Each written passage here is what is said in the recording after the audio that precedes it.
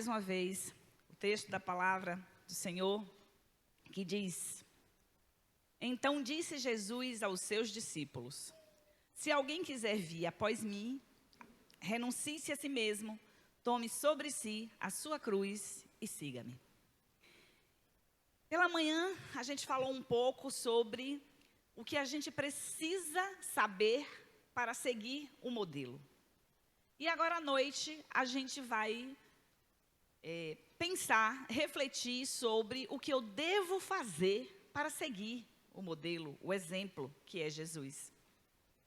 À noite a gente falou, de manhã a gente falou um pouquinho, até ficou parecendo que eu entendo bastante de redes sociais. Eu quero dizer para vocês que eu não entendo. Foi só o que eu estudei para ver. Eu tento até compreender as redes sociais, né, como é que elas funcionam. Não consigo acompanhar a evolução, mesmo porque eu sou da geração, né, mais antiga. Eu sou da geração que não existia internet.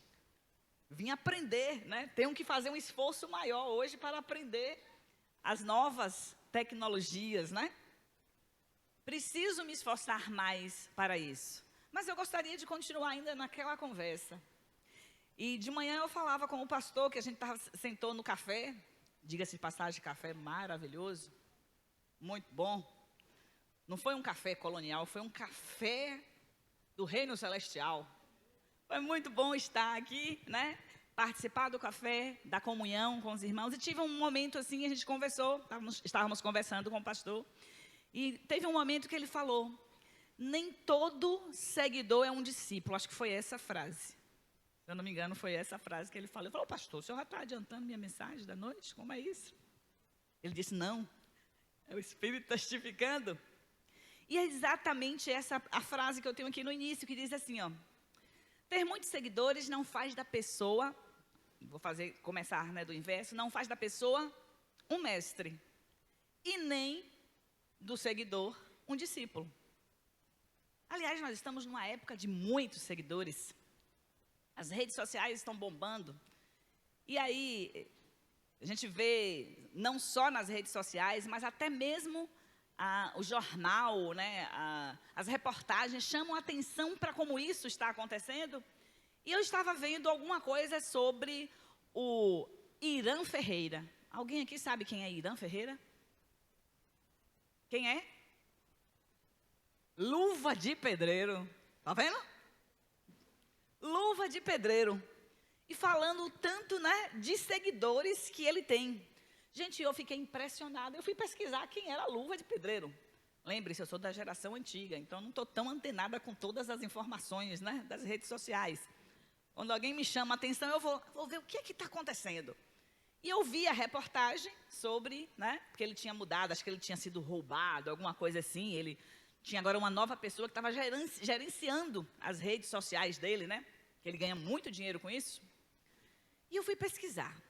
Aí pesquisei lá, Luva de pedreiro. Aí botei, e acho que foi Irã Ferreira, acho que eu botei o nome, que era o nome que estava na matériazinha que eu li. E aí apareceu ele lá no Instagram. 17,6 milhões de seguidores. Eu fiquei, poxa, esse cara deve ser o cara, né? Deve ter muito ensinamento, deve ter muita coisa boa que ele deve estar transmitindo para as pessoas, tantos seguidores.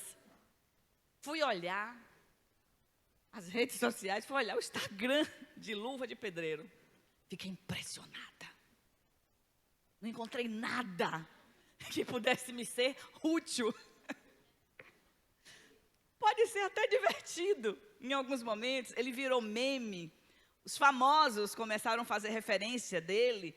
Cristiano Ronaldo, filho de Cristiano... Quando o filho de Cristiano Ronaldo fez, né, menção àquelas... Eu nem lembro o que é que ele faz lá. Acho que ele chuta para um gol que o goleiro não quer pegar a bola. Ele já é proposital, é um negócio assim, né? O goleiro não está pronto para pegar a bola. Ele chuta, pega e ele faz aquelas posições e... ele funciona muito na questão esportiva. As pessoas usam muito ele como meme, né, ou para comemorar os seus gols. E eu fiquei olhando, e eu disse, meu Deus, 17,6 milhões de seguidores. Pode olhar que deve ter mais agora. Agora não, no culto não pode olhar não. Depois você pode procurar, certamente já tem mais seguidores. E eu fiquei intrigada com aquilo. Porque não tem um conteúdo. Talvez é porque aí eu vou conversar com os filhos. Aí os filhos falam, minha mãe, a senhora está querendo o quê? As pessoas precisam se divertir também, com nada.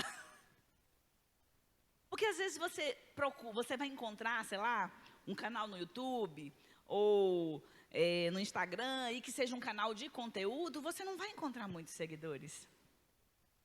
Você não vai encontrar muita gente curtindo uma publicação que seja útil de verdade, sabe? Que tenha um ensinamento. E eu estou falando do ponto de vista ainda técnico.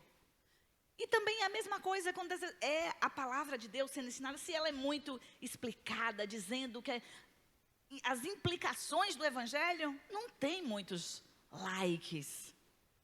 Não tem muitas visualizações, as pessoas não estão interessadas. Agora, quer ver as pessoas gostarem? Poste sua vida. Não é? O povo gosta de fofoca.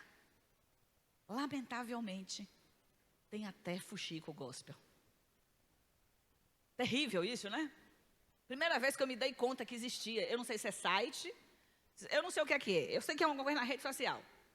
Mas que eu me dei conta que existe um canal que se ocupa de difamar ou de publicar os maus comportamentos do povo cristão. E ele acha que está fazendo um serviço ao reino de Deus. Que coisa, né? Então você posta algo útil, ninguém curte, ou poucos curtem. Eu falo, como eu também sou psicóloga, e eu tenho uma intencionalidade, eu quero ensinar as pessoas sobre, por exemplo, como lidar com o casamento. Minha área é família e casal e orientação de pais. Eu não quero trabalhar com a criança, eu quero trabalhar com os pais, que muitas vezes vai fazer com que as crianças precisem, né, do psicólogo. Eu não quero trabalhar com a criança, eu quero trabalhar com os pais. Então, faço publicações dando dicas, né? Como você deve se portar como pai, ou o que o seu filho vai aprender em casa, ou como esposa, ou como marido. E são poucas curtições. E eu não estou atrás também de fama, não. Mas o que é que me surpreende? É que se eu publico uma foto minha, com a roupa que eu fiz, eu digo, fui eu que fiz. Entre aspas, bombar não pode comparar com luva de pedreiro, e nem quero chegar, não estou buscando isso. Eu quero dizer que as pessoas se interessam mais pela vida das pessoas. Se interessam mais saber do que é que o outro está fazendo. E que problemas as redes sociais têm produzido na vida das pessoas. Porque é muito fácil a gente ser rico, estar bem, estar alegre diante de uma câmera. Eu quero saber, depois que desliga ela, como é que nós estamos. E Luva de Pedreiro tem 17,6 milhões de seguidores. Mas ele não é um mestre. E nem os discípulos dele nem os seguidores dele são discípulos. São apenas pessoas que gostam de visualizar aquilo, dar os likes, curtir. É isso que acontece. Mas eu fiquei, perguntando para mim mesmo, meu Deus, eu queria entender o que é que está por trás dessa vontade das pessoas, o que é que motiva elas a seguir estas pessoas, ou pessoas, né? E aqui eu não estou desmerecendo de maneira nenhuma o senhor Irã Ferreira, nada disso, mesmo porque ele, até com isso, ele acabou levando soluções para sua casa, para sua família, por ser uma pessoa muito humilde. Ele tem alcançado muitas coisas que têm ajudado a sua família. Mas isso não é o mais importante. Não é disso que a vida fala, não é disso que consiste o reino dos céus. Não é das coisas materiais, tem coisas que são mais preciosas e que vai passar desse tempo que a gente acha que é muito tempo e que a gente quer aproveitar muito. E a gente pode viver 100 anos. E o que é 100 anos diante da eternidade? Não é nada, não representa nada. E aí eu continuei, né, me indagando e fiquei pensando, o que é que está por trás dessa fissura? Por que é que as pessoas seguem as celebridades das redes sociais? Porque antigamente as celebridades, elas tinham que ter ou uma voz bonita, não era assim? Cantar muito bem, e fazia fama cantando. Ou era um bom ator, e fazia produções artísticas, e fazia fama assim. Hoje não, nós temos celebridades que nasceram dentro dos seus quartos, na cozinha, no quintal da sua casa. E elas são celebridades. Como eu vi um vídeo de Luva de Pedreiro chegando não sei aonde, em algum lugar. Ele saindo da sua van, ou da van que ele estava, não sei lá como era. Várias pessoas estavam assim com ele na van e uma multidão embaixo. E aí Luva de Pedreiro tirou a sua camisa, como aquele jogador de futebol famoso faz, né? Tirou a sua camisa e deu para uma menininha. E a menininha saiu pulando de alegria. Que coisa, né? Eu fico impressionada. O ser humano me fascina realmente. É uma incógnita. E aí eu fiquei pensando. Talvez as pessoas fiquem encantadas com a fama. Porque de uma certa forma, elas possam assim pensar que estas pessoas podem representar elas de alguma maneira. Ou então pode dar a esperança do tipo, eu também posso me tornar uma pessoa famosa, posso ganhar muito dinheiro, basta eu fazer alguma coisa semelhante a isso. Isso foi coisa que eu fiquei pensando, fiquei imaginando sobre isso. Às vezes também a gente constrói aquela imagem de que aquela pessoa da rede social é uma pessoa perfeita. E a rede social tem um poder de fazer a vida parecer muito fácil. Parece que as pessoas enriquecem de maneira muito fácil. Parece que qualquer profissional vai ganhar milhões da noite para o dia se seguir um modelo de fulano, de cicrano, de beltrano. Siga os passos tal para você aumentar o seu número de clientes, para você ganhar uma fortuna nisso e naquilo. Parece tudo muito fácil. Ou então, é aquela família, aquela celebridade que o tempo inteiro está mostrando a sua família perfeita, todo mundo lindo, rindo, não tem problemas, ninguém briga, né? Os filhos são tão obedientes, tudo tão lindo. Aquela imagem de perfeição. Talvez essa imagem de perfeição esteja atraindo ou conquistando as pessoas, essa ilusão de que, eu posso... A minha família pode ser daquele jeito, ou então eu não posso ter uma família daquele jeito. Então eu admiro aquela pessoa que eu julgo que tem uma família perfeita, ou que tem a profissão perfeita, que está ganhando muito dinheiro. Ou ainda, nós podemos criar em nosso imaginário que essa pessoa é livre, que pode fazer tudo o que quiser, porque tem fama e tem dinheiro. E a gente parece que está procurando liberdade, notoriedade, e a gente não sabe que a gente, estou falando já para nós que conhecemos a Jesus, será que não sabemos que somos verdadeiramente livres? Porque se Cristo vos libertar, verdadeiramente sereis livres. Às vezes as pessoas pensam que nós somos o povo do não pode, que é proibido fazer. Tu é crente, né? Tu não pode fazer isso, tu não pode fazer aquilo. E às vezes eles se surpreendem quando a gente diz assim, não, eu escolho não fazer isso, eu posso escolher, e você pode? Eles não são livres, mas você é livre. Eu sou livre. Eu escolhi o caminho que eu estou trilhando. Eu não quero fazer o que todo mundo está fazendo. Eu quero fazer o que Deus quer que eu faça. Mas o que elas podem, né, efetivamente, ensinar? O que é que Luva de Pedreiro, apesar de ser até engraçado ver alguns vídeos, pode ser muito divertido, virou meme, os famosos estão utilizando, mas o que é que ele pode efetivamente ensinar? Que transforme a nossa vida. Que seja capaz de mudar a realidade, talvez, do nosso lar.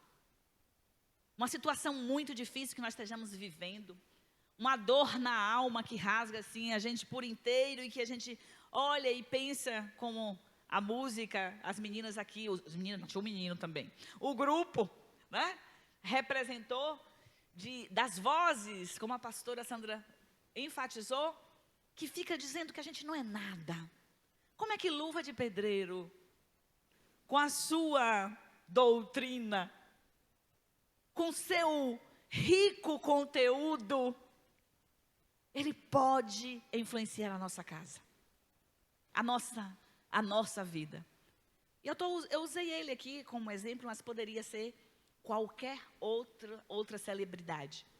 Eu trouxe ele porque foi a matéria que eu tinha visto na semana, mas poderia ser qualquer outra. E a reflexão nesta noite é sobre quem de fato, né, nós estamos seguindo. Porque a mim me parece que é mais fácil seguir celebridades. Afinal de contas, é só dar um clique e dizer seguindo. É só fazer algumas curtições e está tudo ok. Não exige nada mais de mim. Basta que eu faça isso. Mas o quanto isso tem trazido mudanças para a minha vida. E mais uma vez eu quero repetir o texto. Então disse Jesus aos seus discípulos: se alguém quiser vir após mim, renuncie-se a si mesmo, tome sobre si a sua cruz e siga-me. Mateus 16, 24. Você não vai mais crescer a referência. Eu estou falando isso para mim mesmo, viu? Porque eu sou ótima de citar os versículos, mas eu nunca memorizo os endereços. Mas agora, 16, 24, ó, repeti tanto que com certeza eu vou me lembrar. Na língua portuguesa, a palavra discípulo deriva do latim e diz discípulos. Aliás, qualquer coisa, quando a gente fala do latim, né, a gente fala assim, discípulos, mente sana, corpo sano, coisa assim, parece até natural da gente. Mas na língua portuguesa, essa palavra vem do latim. E o que é que ela significa, né? O que é que ela quer dizer? Ela tem relação direta com disciplina, inclusive. E aqui eu vou fazer um breve parênteses, aproveitando para falar de disciplina, considerando que temos muitos pais aqui, né? E olha só, a palavra disciplina vem de discípulo, da mesma raiz de discípulo. E significa o quê? Que tem que ter ensinamento. Então, pai e mãe, se você está ensinando ou disciplinando o seu filho, sem intencionalidade, sem dizer, não é dizer, você está de castigo por isso e por isso. É ensinar uma lição com o erro do seu filho, você está errando. Disciplina tem ensinamento. Disciplina não é dar uma boa sova no seu filho, não é botar de frente para a parede, na cadeira do pensamento e pensar que ele por si só será capaz de refletir sobre o seu erro. Lembre-se, ele é muito novo ainda para isso. Ah, mas já é um adolescente. Ele ainda está em formação. Saiba que o cérebro do ser humano se desenvolve até os 25 anos. Claro, continua depois disso que tem a neuroplasticidade. Mas a formação, sabe, dizer assim, o cérebro está completamente formado aos 25 anos. Então, eu não posso querer que meu filho aprenda nas entrelinhas. Eu tenho que ser clara. Discípulo, disciplina. Lembre-se, seu filho também é discípulo. E se você segue ao Mestre Jesus, você estará também ensinando ao seu filho da forma que Jesus ensinaria se estivesse criando o seu filho. Então, se liga. Não basta reclamar, brigar. E às vezes somos até maldosos com os nossos filhos e dizem, não quero falar com você. Não gosto mais de você. Você fez coisa errada. Que dura palavra para um filho ouvir, né? E ele vai aprender o que com isso? Eu sou uma pessoa inútil. Olha o ensinar. É isso que você está dizendo para o seu filho, viu? Você acha que você está comovendo o coração dele para não errar mais? Você está dizendo para ele, você não presta. Se você não fizer nada que seja digno de ser amado, eu não vou amar você. Só que nós somos seres falhos. Todos nós falhamos o tempo inteiro. E se o amor depender da nossa infalibilidade, ninguém vai nos amar. Se Deus amasse a gente dessa forma, com certeza nós não estaríamos aqui. porque nós somos falhos. Então, lembremos que disciplina tem a ver com discípulo, tem ensinamento. E desculpa, eu não posso deixar, não consigo não falar dessas coisas de família, né? Não consigo não falar, arde no meu coração essa questão de falar de como nós, família, devemos cuidar, principalmente das nossas crianças, como conversávamos hoje pela manhã. E na concepção da Bíblia, o discípulo ele não é apenas aquele que bebe ali o conhecimento, que senta aos pés do seu mestre, né, para ouvir, ou naquela visão grega em que ficava ali o filósofo com seus aprendizes, ouvindo os seus ensinamentos, depois até saía reproduzindo o seu discurso. Na Bíblia é diferente. O discípulo se compromete com o seu mestre e faz aquilo que ele faz. Vai ser um repetidor do seu aprendizado. Aliás, a gente falou isso pela manhã. Nós temos que lembrar que nós somos pequenos cristos. É isso que a palavra cristão quer dizer?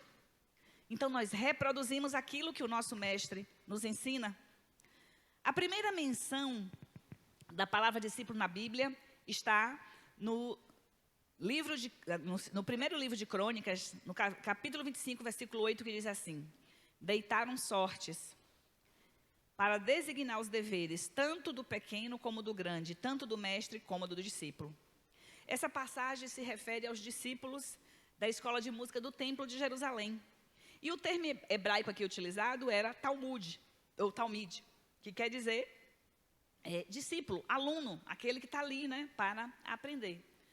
Depois do exílio, no judaísmo, olha, eu quero chamar a atenção para vocês, eu trago esse texto aqui para chamar a atenção da próxima parte que eu vou falar.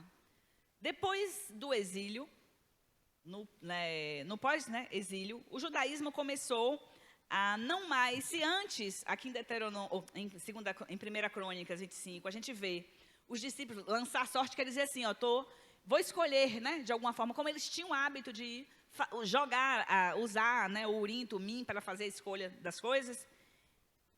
Eles eram escolhidos para fazer uma determinada tarefa.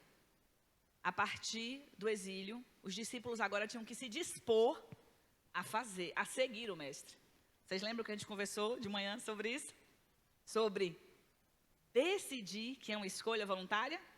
Então, a gente começa no início, lá em Crônicas, falando que os discípulos eram escolhidos para ser aqueles que iriam estar ministrando no templo. Passa o exílio, um novo tempo se inaugura, e os discípulos agora têm que escolher e seguir o seu mestre. E Jesus vem nessa mesma escola. Claro, Jesus faz o convite, mas a decisão tem que ser voluntária. Não foi obrigado, ninguém foi obrigado a se tornar discípulos de Jesus, como também nós não somos obrigados a nos tornar discípulos de Jesus.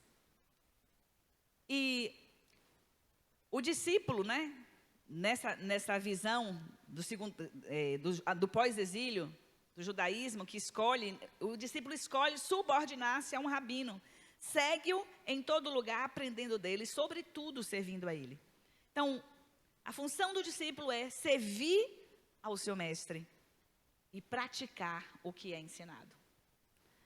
No Novo Testamento, discípulo se refere àquelas pessoas que tinham uma profunda ligação com o mestre Jesus e que fica difícil, às vezes, como a gente faz sempre associação com a nossa língua, e a gente fala aluno, a gente fala aprendiz, fica difícil, às vezes, a gente olhar para aquele modelo de Jesus e o modelo de escola que nós temos hoje, né?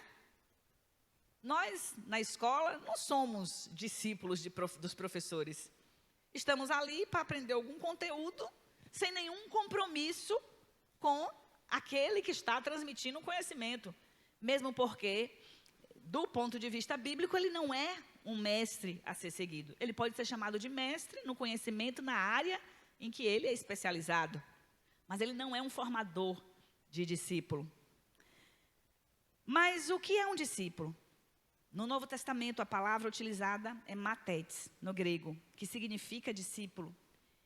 E nos evangelhos e no livro de Atos, juntando essa parte da Escritura, o termo matetes é mencionado 269 vezes. E nos ensina da relação que nós devemos ter com Jesus, que é a relação de discípulo, de aprendiz, de aluno receptivo a ensinamentos. Ser discípulo de Jesus não é sentar onde vocês estão para assistir o culto todo domingo.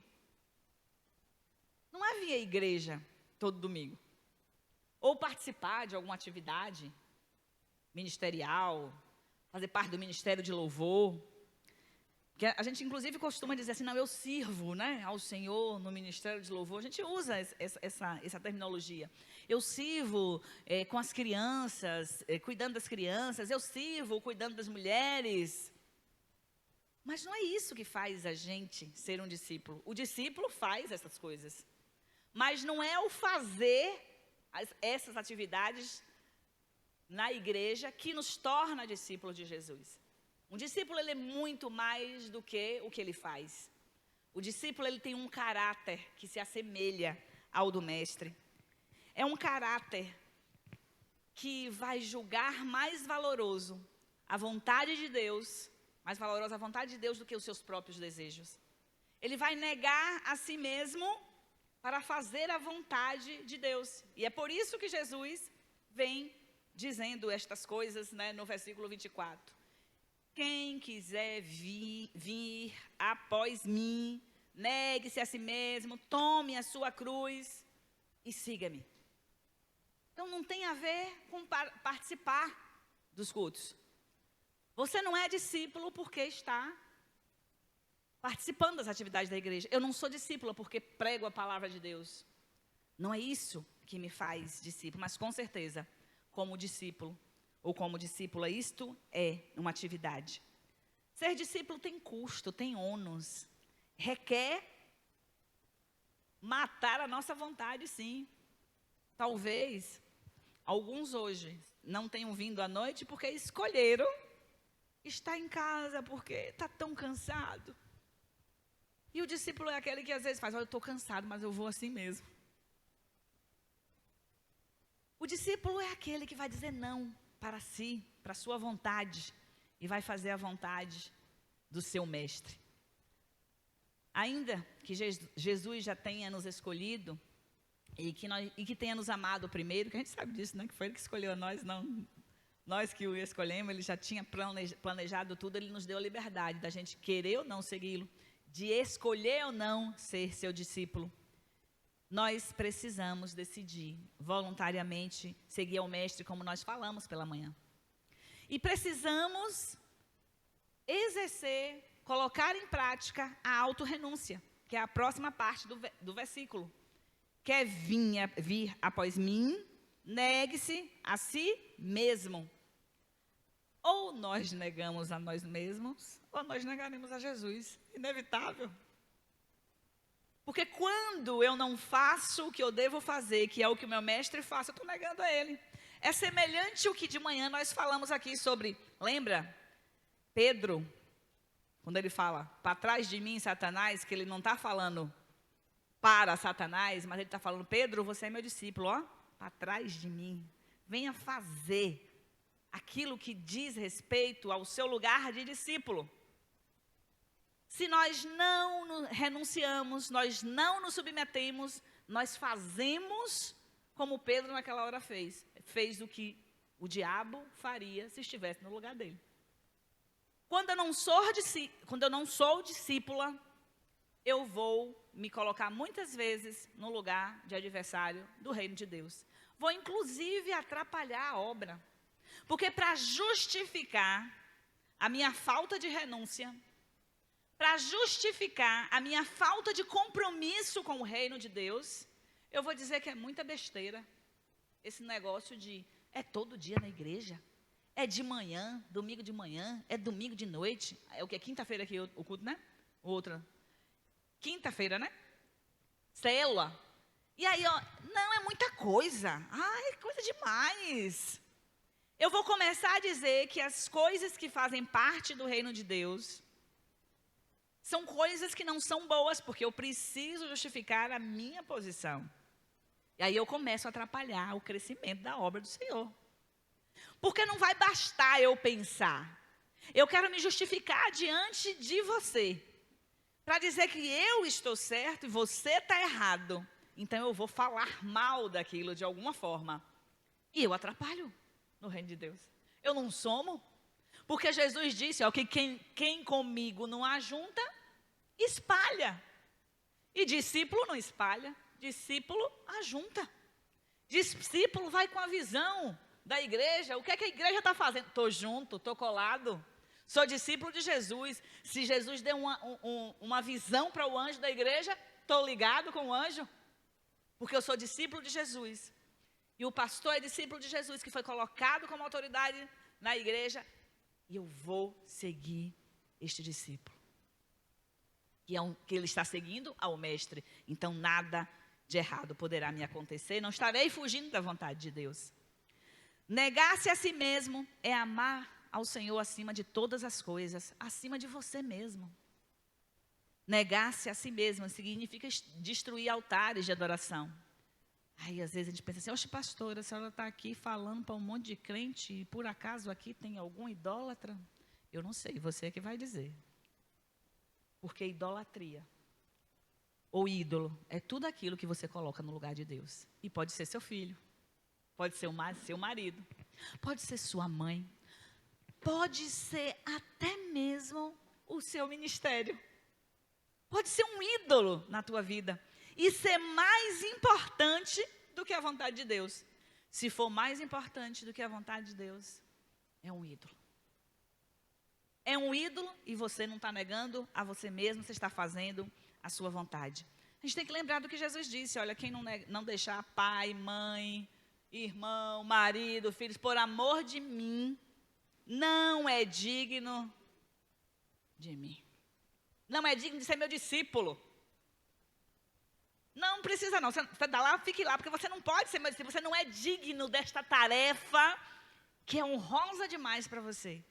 Porque eu tenho que estar acima de todas as coisas, e você só vai seguir se eu tiver essa referência para você, se eu estiver acima de todas as coisas na sua vida, só vai me servir assim. Jesus não existe meio discípulo de Jesus. Ou você é discípulo que adora Ele sobre todas as coisas, que é o Senhor da sua vida, não só, né, reconhece que ele é Senhor, se submete ao senhorio dele, ou não serve. Para Ele, só serve 100%. Metade, mais ou menos, porque às vezes a gente fica se enganando, né? E lembre-se do que Jesus diz que vai acontecer lá nos últimos dias. Muita gente esteve pregando o evangelho, curando, expulsando demônio, e Ele vai dizer, não, conheço você não. Então não é o nosso fazer que diz que nós somos discípulos. Negar-se a si mesmo é dizer não às exigências do eu. Ou seja, a nossa natureza decaída. Nós temos que lembrar que todos nós aqui, nascemos em pecado. Foi isso que a palavra de Deus nos disse. Ainda que hoje nós sejamos redimidos, nós precisamos vigiar o tempo inteiro para não deixar essa natureza recaída vir à tona. Para não acontecer, como disse Lutero disse que pensou que no batismo o velho homem tinha morrido, mas logo ele descobriu que o infeliz sabia nadar. Mergulhou e não morreu afogado. Saiu, não é assim, não é uma luta todo dia.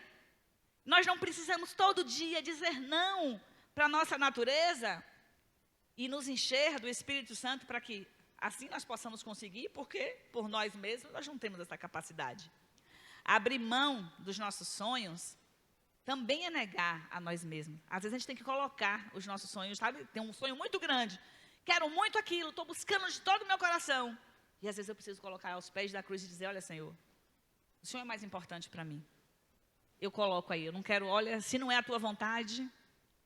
Eu me lembrei do casamento do Tiago, na sexta-feira. Quando ele fez os votos dele, nos votos ele colocou assim, porque ele queria muito casar, né? Não era ainda ele nem sabia quem era a esposa, ele sonhava muito com o casamento, ele queria tanto, Mas Deus falou para ele que ele precisava abrir mão desse querer tanto. E ele fala isso nos votos dele. Aí ele diz assim, eu achei tão lindo aquilo. Eu precisei te entregar para que Deus pudesse dizer para mim, me emprestar você para ser minha esposa. Olha que coisa linda, eu estou falando nas minhas palavras. Às vezes a gente tem que abrir mão de sonhos que são legítimos. Quem foi que criou o casamento? Foi Deus. Quem é que ama a família? É Deus. Mas às vezes eu preciso abrir mão de coisas que são boas, que foram criadas por Deus, porque às vezes elas estão assumindo o lugar de Deus na nossa vida. Precisamos renunciar à confiança em nós mesmos e confiarmos em Deus.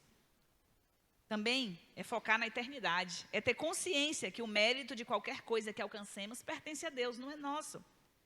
E Jesus, vou de novo repetir, deve ser o primeiro, deve estar em todas as áreas da nossa vida, ó, no topo.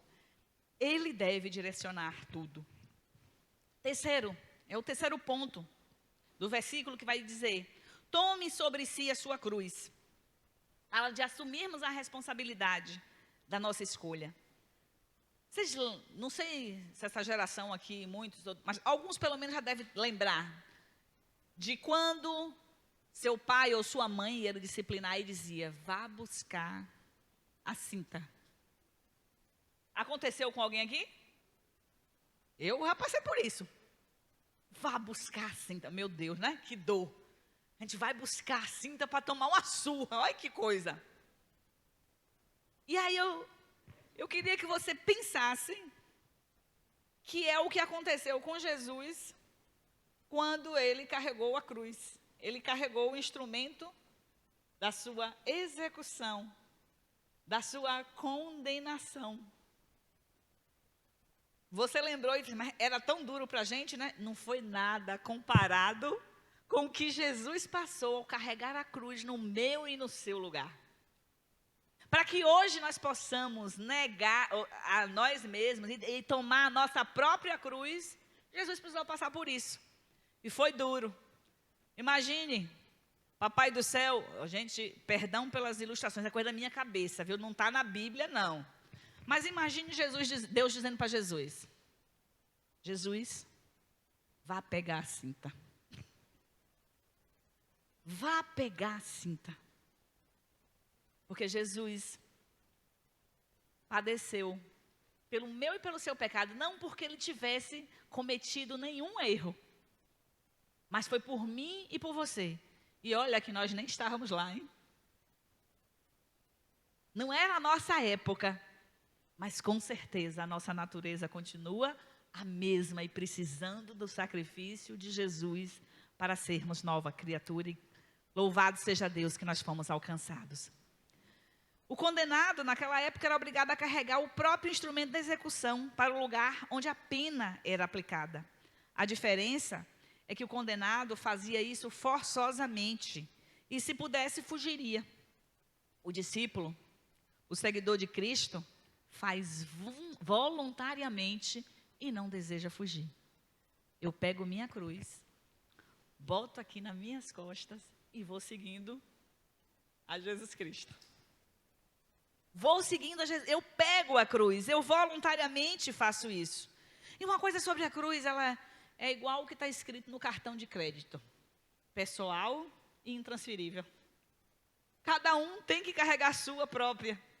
Ninguém vai carregar a sua cruz, você que tem que carregar a sua cruz.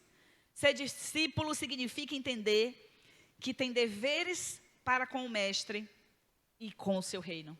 Você, como discípulo de Jesus, você não é uma pessoa que vai, quando você decidiu ser discípulo, não vai mais seguir a sua vontade, você vai seguir a do mestre. A vida do cristão não é fácil, significa passar por situações difíceis, abrir mão de agir do jeito que gostaria, naquela discussão, sabe, no trabalho, que o seu colega age de maneira grosseira com você e você tem vontade de dar um murro na cara, mas você não revida. Você lembra do que a palavra diz? Alguém te feriu um lado da face, né? Bateu, ó, vira o outro. o discípulo sofre o dano. O marido diz uma palavra que vai como espada no coração da esposa. A esposa já está com a palavra na ponta da língua para responder na altura muito maior, não é nem a mesma. Aí lembra, sou discípula de Jesus. O que é que Jesus faria no meu lugar? Ah, já sei, vou respirar fundo, não vou falar nada. Deixa, Senhor, faz tu mesmo a obra. Abre mão da sua própria vontade. Ama o inimigo. Amar quem ama a gente é fácil. Jesus já fala sobre isso, né? O que é que a gente está fazendo? Nada demais. Amar Demilton, que me ama, que faz tudo por mim? Tudo não. Ele, se tiver, abaixo de Deus, né? Nós já sabemos disso, que Deus é a primazia. Mas fora essas questões que envolvam a soberania de Deus, é muito fácil amar Demilton. Ele me ama, faz tudo por mim. Mas amar quem não quer meu bem, só um discípulo de Jesus pode fazer isso. Porque, às vezes, quando a gente está no processo e a gente não é discípulo, a gente diz assim, ó, alguém já ouviu essa frase? Jesus me salvou, mas não me abestalhou. Coisa linda, né? Coisa de discípulo. Coisa de discípulo. Então, olha, não pise no meu calo, porque eu sou de Jesus, mas se você pisar no meu calo, vai ouvir. Vai ter problema. É isso que Jesus faria? Mesmo? É ser discípulo de Jesus? Como acontecia com os mercenários contratados por Roma, na época das cruzadas, né? E para tomar ali os terrenos da mão dos otomanos, eles contratavam mercenários. E só que Roma tinha que trabalhar com cristão. Então, para Roma bastava mergulhar na água, batizou, era cristão. E aí, a pessoa baixa demais o microfone, né? Fica qualquer coisa, eu toco aqui. Aí Roma batizava, né, os mercenários. E eles mantinham a espada fora da água. Porque a espada deles não estava convertida. Então, eles podiam matar. Olha que coisa. Às vezes tem crente fazendo isso. Sou discípulo de Jesus, mas estou com a armadura, não é só a espada não. Espada, metralhadora, tudo que você imaginar, de mais bélico, moderno, até mesmo armas químicas, como as palavras venenosas que nós muitas vezes usamos para destruir as pessoas. Nós não convertemos estas coisas, porque nós nos orgulhamos de dizer, Cristo me salvou, mas não me abestalhou. Isso é ser discípulo? É bom a gente refletir se assim acontece conosco. Eu quero dizer que um dia eu já pensei assim. Eu tinha orgulho de dizer, falou uma, vai ouvir, quantas vierem, não vou nem contar. Então um boi para não entrar numa briga e uma boiada para não sair. Discípulo age assim? É assim que Jesus faria? É assim que seu mestre faria? É bom a gente refletir. Ser discípulo é perdoar independentemente da ofensa. Não tem uma ofensa maior, porque você não sabe, foi muito difícil. E tu acha que a tua ofensa é maior ou menor do que qualquer outra coisa que você fez diante de Deus? Tomar a nossa cruz é viver ao que corresponde ao Evangelho, em todo tempo e em todo lugar.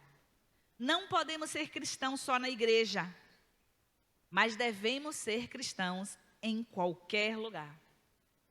Não existe essa história de vida eclesiástica e vida secular. O pastor deve lembrar que na igreja, né, tradicional, antes a gente tinha esse hábito de falar, não, a vida secular, a vida eclesiástica. Cristão tem vida. Vida com Deus, ó, se não é cristão, não tem vida com Deus. Significa que nós somos cristãos aonde nós estivermos. Debaixo d'água, voando, na escola, no trabalho, em casa, não importa o ambiente. Nós somos cristãos.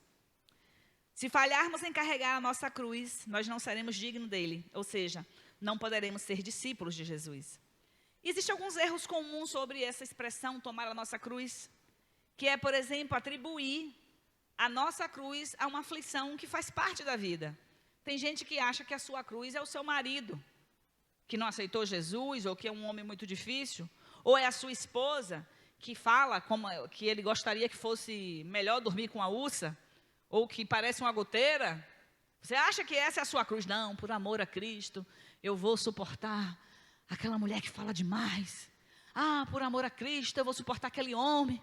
Ah, meu Deus, é tão difícil, ele não entende nada, ele não toma atitude. Não é disso que a Bíblia está falando, não é dessa cruz que Jesus fala. Ele fala de participar das aflições com Ele. Carregar a nossa cruz é termos o privilégio de ser participantes das aflições de Jesus por causa do Evangelho. É quando você decide não revidar alguma coisa, não fazer algo que é desejo da sua carne, para glorificar o nome de Deus. Você faz intencionalmente.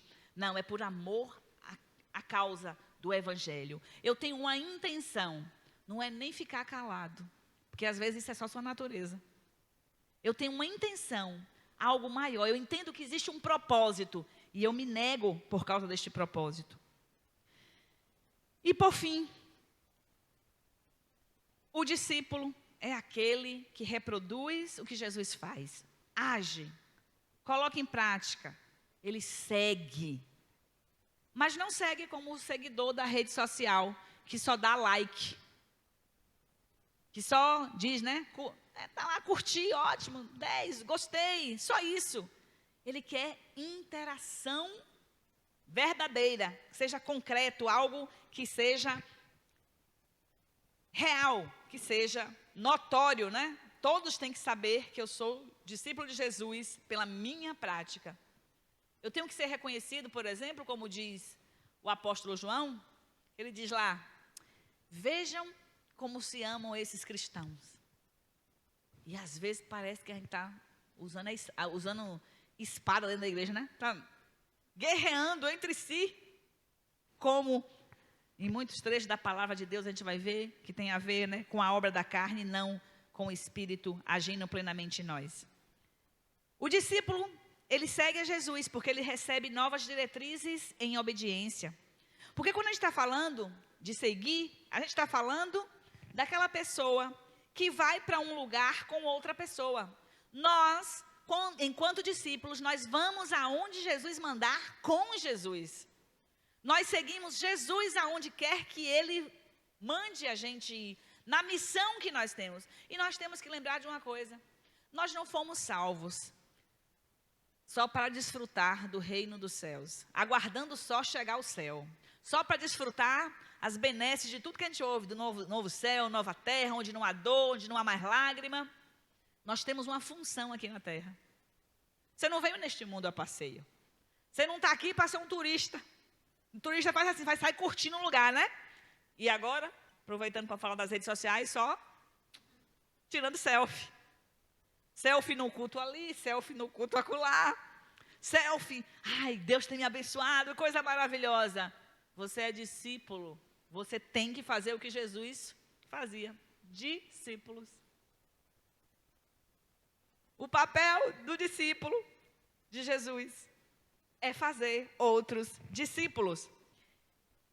Ser discípulo é ir atrás de alguém, e esse alguém para nós é Jesus. Significa caminhar em seus passos, confiando inteiramente nele e obedecendo à sua vontade, em plena gratidão pela salvação nele recebida. E qual o resultado de nós seguirmos a Jesus? No versículo seguinte, versículo 26, vai nos dizer, 25, desculpa. Pois quem quiser salvar a sua vida, a perderá. Mas quem perder a sua vida, por minha causa, a encontrará. Se nós formos discípulos, se decidirmos seguir a Jesus, o nosso mestre, nós estaremos ganhando a nossa vida. Na vista das pessoas que não são discípulas, nós estamos perdendo as nossas vidas. É assim que as pessoas dizem. Tem uma pessoa que eu conheço, que ele diz assim, Josiane, deixe o sacerdócio, Você tem tanto conhecimento, vem aproveitar a vida, ganhar dinheiro. Venha. Ah, Josiane, você tem tanta coisa para dar, olha que parece coisa boa, né? Oh, tanta coisa boa, as pessoas precisam desse seu conhecimento. Deixe de ser, ele me chama assim de sacerdotisa. Deixe de ser sacerdotisa. Eu posso ganhar essa vida terrena, mas eu vou perder o mais importante. E eu quero ganhar, é a vida eterna. Eu quero é desfrutar do que Deus tem para mim. Mesmo que isso signifique sofrer o dano. Mesmo que signifique abrir mão da minha vontade, dos meus desejos, talvez de viagens e viagens incontáveis, de momentos e momentos de lazer. Que às vezes é assim que as pessoas... Ah, você é muito ocupada. Ah, é muita coisa, você não tem tempo. Acha que é como se nós estivéssemos indo para o matadouro de uma maneira sacrificial e dolorosa. Eu posso até estar me sacrificando, mas é voluntariamente. É porque eu sei que tem algo que é maior, que vai além do que os olhos podem contemplar e que vai além do que a gente vai viver nessa terra, porque tem um tempo determinado. Tudo vai passar aqui, todas as coisas passarão, mas a vida eterna já diz, né, que é eterna. O que é que você tem feito para ser um seguidor de Jesus? Você é o tipo de seguidor que só dá like nas mensagens da cruz? Ai, que palavra maravilhosa. Pastor, que palavra poderosa. Dá like e ainda compartilha. Faz assim, ó. Só faltou fulano aqui. Aí depois até manda o link da mensagem. Ó, assista essa mensagem, viu? Foi tremenda, você não estava aqui. Está mudando a sua vida? Está chamando você para a ação? Se não, não está adiantando nada para você. Que tipo de discípulo você é? Aquele que senta aos pés de Jesus, como Maria, para aprender do Mestre? Ou Marta, que está ocupada demais, fazendo as coisas para o próprio Senhor, que não tem tempo de aprender com Ele? Eu gostaria que você pensasse sobre isso. Você é o discípulo, ou você é o discípulo que coloca tudo em prática, esperando só o dia que o Mestre vai retornar para lhe buscar, ou que você vai encontrá-lo. Eu gostaria que você agora inclinasse a sua cabeça, que você refletisse sobre a mensagem que nós estudamos nesta noite, a palavra que foi ministrada. Que tipo de discípulo é você? Você precisa fazer uma correção na rota? Está tudo ok? Está tudo bem? Ou você precisa hoje tomar uma decisão de ser um discípulo como Pedro, que reconheceu lá diante de todos aqueles deuses, de todas as coisas que o mundo podia ofertar para as pessoas, que Jesus era o Filho de Deus, o Cristo, o Filho do Deus vivo. Que tipo de decisão você precisa tomar nessa noite? Entregue agora diante de Jesus.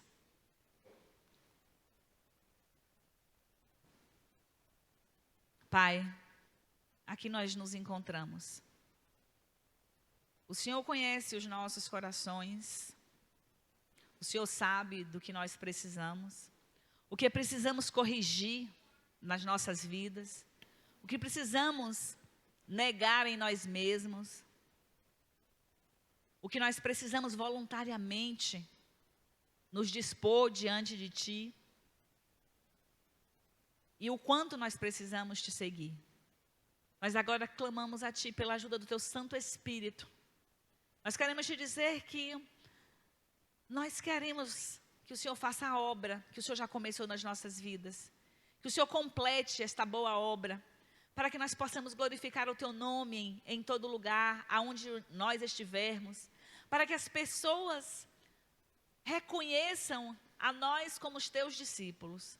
Aonde nós estivermos passando, caminhando, onde nós estivermos vivendo, trabalhando, as pessoas possam dizer verdadeiramente este é um discípulo de Jesus e eu quero segui-lo. A sua vida, a minha vida vai apontar para Jesus, se nós vivermos verdadeiramente aquilo que Ele tem para nós. Paizinho, faz essa obra nos nossos corações. Completa aquilo que não foi possível trazer na Tua palavra, ou eu não soube expressar nessa noite, mas que o Teu Espírito pode interceder por nós com gemidos inexprimíveis e trazer a revelação que é necessária para que haja mudança. É no nome de Jesus que nós te oramos e te agradecemos. Amém. Pastores.